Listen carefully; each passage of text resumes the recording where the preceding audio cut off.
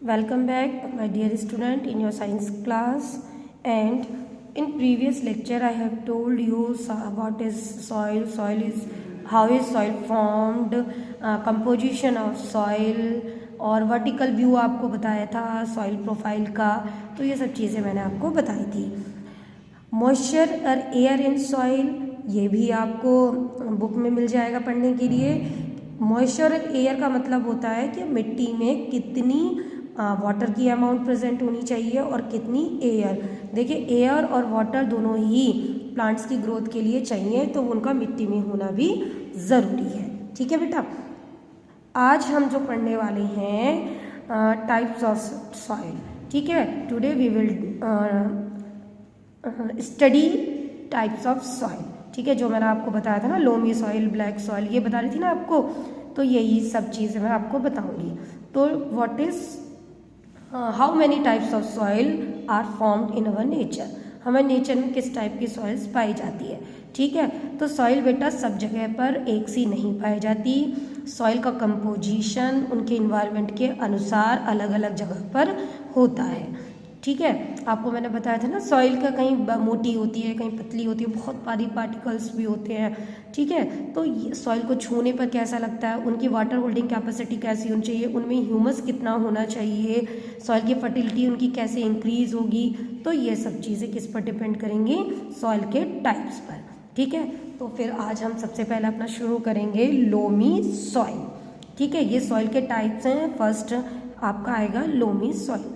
तो loamy soil आपकी garden soil भी होती है. मीन्स आपने देखा ना अपने गार्डन में, है ना, आपके बगीचे में, हमारी तरफ, हमारे जो एरिया में है वो लोमी सॉइल है. ठीक है, तो इसमें ये इसका कंपोजिशन क्या है, इसमें ये लोमी सॉइल किन और पार्टिकल से मिलकर बनी है. तो देखिए, sand, silt, clay and humus, ये आपकी 4 चीज़ें हैं जिनसे ये मिलकर बनी है. Soil, silt, clay and humus.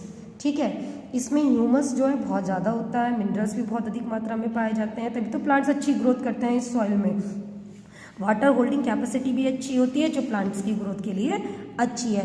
Air spaces बहुत होते हैं इस मिट्टी में, जिससे जो प्लांट की रूट्स हैं एयर को अच्छे से एब्जॉर्ब कर लेती हैं, है ना. प्लांट्स की ग्रोथ जो है इस एरिया में बहुत अच्छी होती है, इस मिट्टी में बहुत अच्छी होती है. लोम जो है मोस्ट फर्टाइल सॉइल कही जाती है. ठीक है, ये आपकी है. सेकेंड है आपका Sandy soil. Sandy soil, sand means रेत, जैसे रेत होती है ना उस तरीके की. ठीक है, तो इसमें बहुत सारी सैंड होती है और बहुत कम मात्रा में सिल्ट और क्ले. क्ले का मतलब है थोड़ी चिकनी सी मिट्टी होती है, चिपचिपी सी. ठीक है, तो वो वाली मिट्टी से मिलकर हमारी क्या बनती है, सैंडी सॉइल. ड्राई होती है, आपको पता है ना, ड्राई सूखी सूखी सी, है ना, थोड़ी रफ सी लगती है छूने में, है ना. पार्टिकल्स होता है, ठीक है, लार्ज पार्टिकल है, पार्टिकल्स हैं सैंड के, जिसमें एयर स्पेसेस पाए जाते हैं. इसीलिए इसमें वाटर होल्डिंग कैपेसिटी इसकी ज़्यादा अच्छी नहीं होती. आपने सैंड देखी है ना, उसमें क्या होता है, सैंड क्या करती है, वाटर को अच्छे से होल्ड नहीं कर पाती, एकदम इवेपोरेट हो जाता है उसमें से. ठीक है, water percolate fast, goes deep in sand. अब देखिए, सैंड क्या करता है, पानी बहुत अच्छे से एब्जॉर्ब तो करता है, लेकिन उसको ज़्यादा टाइम तक रोक नहीं सकता, है ना, इसलिए वो उसके अंदर तक एकदम चला जाता है. इस टाइप की मिट्टी कहाँ मिलती है आपकी, कुछ गुजरात के एरिया में, राजस्थान वगैरह में सैंडी सॉइल वहाँ मिलती है. सैंड पार्टिकल्स एक साथ आपस में चिपक कर नहीं रहते. देखा ना, सैंड एकदम बिखर सी जाती है. सैंड में कुछ डस्ट पार्टिकल, थोड़ी बहुत मॉइस्चर पाया जाता है, ज़्यादा नहीं होता. प्लांट्स जो हैं सैंडी सॉइल में जो हैं ज़ीरोफाइटिक कहलाते हैं. आपने देखा ना ज़ीरोफाइटिक, जहाँ ड्राई हो, जैसे डेजर्ट में कौन से होते हैं, कैक्टस वगैरह, बबूल, कीकर, ये वाले प्लांट्स. कुछ क्रॉप्स हैं जैसे मिलट्स, बाजरा, जौ, जवार, ये सब ना कहाँ उगती है, सैंडी सॉइल में. ठीक है, कुछ एनिमल्स वगैरह भी सैंडी सॉइल में रहते हैं. ठीक है, ये आपकी सैंडी सॉइल के बारे में था. अब है क्ले सॉइल. क्ले सॉइल थोड़ी चिकनी मिट्टी होती है. ठीक है, क्लोज पर पैक्ड होती है, कुछ हमारे इस एरिया में भी मिलती है. ठीक है, क्ले सॉइल के जो पार्टिकल्स होते हैं वो बहुत साइज में छोटे होते हैं, टाइटली पैक्ड होते हैं. जो एयर स्पेस होता है वो कम होता है, ह्यूमस भी बहुत कम मिलता है। जब ये गीली होती है तो ये थोड़ी चिपचिपी सी होती है। कैसे? क्योंकि इसके जो पार्टिकल्स होते हैं वो आपस में चिपक जाते हैं और वाटर को पास होने नहीं देते, तो ये वाटर रिटेन कर लेता है, ठीक है। और क्या करता है? वाटर लॉगिंग, वाटर को रोक लेता है, एब्जॉर्ब कर लेता है। बहुत ज़्यादा चिपचिपी होती है, स्लिपरी होती है छूने में। देखा ना, चिकनी मिट्टी के क्या बनाते हैं? बर्तन। देखा ना, जो पॉट मेकर होता है, ये देखते हो आप। प्लांट्स इस मिट्टी में ज़्यादा अच्छे से जो है ग्रो नहीं कर पाती, क्योंकि इनकी जो रूट्स होती हैं वो जो एयर होती है वो ब्रीथ नहीं कर पाती। मीन्स जो प्लांट्स होते हैं उनकी रूट्स यहाँ पे ब्रीथ नहीं कर पाती, उन्हें सांस लेने में दिक्कत होती है, ठीक है। It may be full of water with no air, यहाँ पानी तो है लेकिन एयर नहीं है। क्ले सॉइल की जो फर्टिलिटी है उसको इम्प्रूव करने के लिए हमें कुछ सैंड और ह्यूमस को मिलाना पड़ता है। आपको बताया ना, good for making pots and clay toys. आपको बताया था ना, मिट्टी के हम क्या बनाते हैं? बर्तन, ठीक है। ये आपकी टाइप्स ऑफ सॉइल हो गया, okay. Our next topic is properties of soil. अब हमें सॉइल की प्रॉपर्टीज पढ़नी है, ठीक है। अब सबसे पहले आता है percolation of water in the soil. Percolation आपको बताया था ना, वाटर होल्डिंग कैपेसिटी, मीन्स पानी को वो कितना एब्जॉर्ब कर सकते हैं सॉइल पार्टिकल्स, उनको कहेंगे हम परकुलेशन, ठीक है। कुछ एरिया में जो सॉइल होती है वो पोरस होती है, एयर भी अप्रोप्रिएट होती है, तो जब इनमें पानी डाला जाता है तो जो पानी है वो इन सॉइल पार्टिकल्स के बीच में चला जाता है, मीन्स पार्टिकल्स के बिल्कुल बीच में जो स्पेस होता है वहाँ चला जाता है और वाटर को एब्जॉर्ब कर लेता है। तो इस प्रोसेस को हम कहते हैं परकुलेशन ऑफ वाटर। जब परकुलेशन होता है वाटर का सॉइल्स के थ्रू, तो इसकी जो अपर लेयर है सॉइल की वही एब्जॉर्ब कर पाती है, जो बाकी जो वाटर है वो सॉइल के थ्रू एब्जॉर्ब हो जाता है। तो जो उस प्रोसेस को हम कहते हैं सॉइल वाटर। जो रेट ऑफ परकुलेशन होती है वो इस बात पर डिपेंड करेगी कि मिट्टी किस टाइप की है। आपको बताया था ना अभी, सॉइल हर जगह की अलग अलग होती है, वाटर होल्डिंग कैपेसिटी भी हर सॉइल की अलग होती है, जैसे सैंडी की अलग है, क्ले की अलग है, लोमी सॉइल की अलग है। तो ये क्या है आपका परकुलेशन ऑफ वाटर, ठीक है।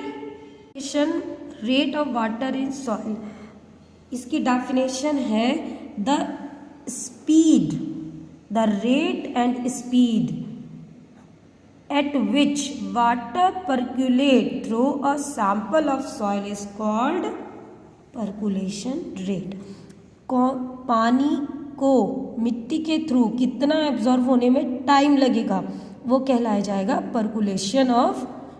Percolation rate. इसकी जो यूनिट है आप मिलीलीटर पर मिनट, ठीक, पर मिनट आर में भी फाइंड आउट कर सकते हैं, लेकिन इसकी जो यूनिट है वो मिलीलीटर पर मिनट में हम काउंट करते हैं, ठीक है। ये आपकी एक्टिविटी है, आप इसको पढ़ लेंगे, ठीक है। अब है आपका परकुलेशन रेट किस मिट्टी में सबसे अच्छा होता है। देखिए इसमें एक लाइन लिखी है, highest in Sandy lowest in clay. Means percolation जो रेट है वाटर का वो सैंडी सॉइल में बहुत ज़्यादा होगा लेकिन क्ले सॉइल में कम होगा। आपको बताया था ना, सैंडी सॉइल क्या करती है, वाटर को तुरंत एब्जॉर्ब कर लेती है, तुरंत, बिल्कुल जैसे ही डालोगे नीचे चला जाएगा, ठीक है। लेकिन क्ले सॉइल जो है वो धीरे धीरे करती है, क्ले सॉइल आपकी, ठीक है। तो ये सब है। दूसरा हम मीजरिंग कैसे करते हैं। Measuring percolation rate of water has certain limitation like amount of water pour at a time. कुछ लिमिटेशंस है परकुलेशन के लिए, वो कैसे करेंगे आप, कि पानी को आपने कितना डाला है, कितने समय पे डाला है, ठीक। दूसरा जो सॉइल है टेस्टिंग के लिए आपने ली है वो किस तरीके के बर्तन में ली है, खुली ली है या किसी पॉट में ली है, ठीक, फिर उसको चेक करेंगे, ठीक है। अब आता है आपका सैंडी सॉइल के लिए क्या है, तो आपको बताया ना, सॉइल जो है सैंडी सॉइल हाईली पोरस होती है, इसलिए it does not hold water, ये वाटर को ज़्यादा टाइम होल्ड नहीं कर सकती। Water motion the sand particle and most of percolate fast goes deep into the sand. आपको बताया सैंड पार्टिकल्स क्या करेंगे, तुरंत वाटर को एब्जॉर्ब करेंगे और नीचे की तरफ मीन्स क्या करेंगे, डीपली उसको भेज देंगे। जो सैंड पार्टिकल्स है वो आपस में चिपके नहीं होते, लूज होते हैं उसके पार्टिकल्स, इस कारण ये ऐसा होता है। और एयर स्पेस भी बहुत ज़्यादा होता है, इसलिए जो सैंडी सॉइल होती है वो प्लांट की ग्रोथ के लिए अच्छी नहीं होती है।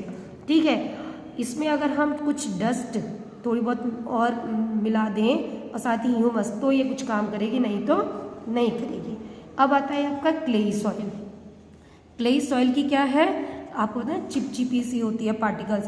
तो क्ले सॉइल्स के जो पार्टिकल्स होते हैं वो आपस में चिपके रहते हैं, इनमें एयर स्पेस नहीं होता, जिस कारण इसकी जो वाटर रिटेनिंग पावर होती है वो थोड़ी कम होती है, ये वाटर को तुरंत एब्जॉर्ब नहीं करते। ठीक है, इसीलिए जब बारिश होती है आप देखते हो ना वाटर लॉगिंग हो जाती है। वाटर लॉगिंग मीन्स पानी जगह जगह पर इकट्ठा हो जाता है, अगर जहाँ पर ये मिट्टी पाई जाती है उसको थोड़ा टाइम लगता है।